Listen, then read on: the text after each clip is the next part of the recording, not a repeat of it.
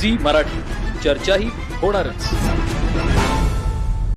हिंदू धार्मिक संस्कृतीतील विविध पारंपरिक कला आणि रूढी आधुनिकतेच्या प्रभावामुळे हळूहळू लोप पावत चालल्यात।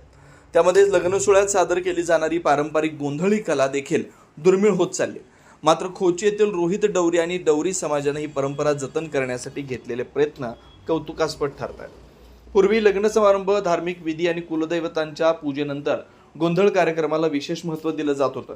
पारंपरिक वाद्यांच्या गजरात देवी देवतांच्या गाथा, धार्मिक कथा आणि संस्कृतीचा वारसा पुढील पिढीपर्यंत पोहोचवण्याचं काम या परंपरेतून केलं जात होतं। बदलत्या काळानुसार डीजे आणि आधुनिक मनोरंजन साधनांच्या वाढत्या प्रभावामुळे ही परंपरा मागे पडू लागली। अशा परिस्थितीत रोहित डवरी यांनी डवरी समाजातील सहकाऱ्यांना एकत्र करून गोंधळ परंपरा टिकवण्यासाठी पुढाकार घेतला। लग्न सोहळ्यासह विविध धार्मिक कार्यक्रमांमध्ये पारंपरिक पद्धतीने गोंधळ सादर करून ते संस्कृती संवर्धनाचं कार्य करतात। रोहित डवरी म्हणाले, गोंधळ ही केवळ कला नसून हिंदू धार्मिक संस्कृतीचा महत्त्वाचा भाग आहे।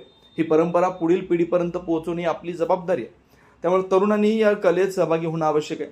डवरी समाजातील ज्येष्ठांनी गोंधळ परंपरेचं महत्त्व सांगत नव्या पिढीनं संस्कृती जपण्यासाठी पुढे यावं असं आवाहन केलं। खोची परिसरात डवरी समाजाच्या या उपक्रमाचं सर्व स्तरातून स्वागत होत आहे।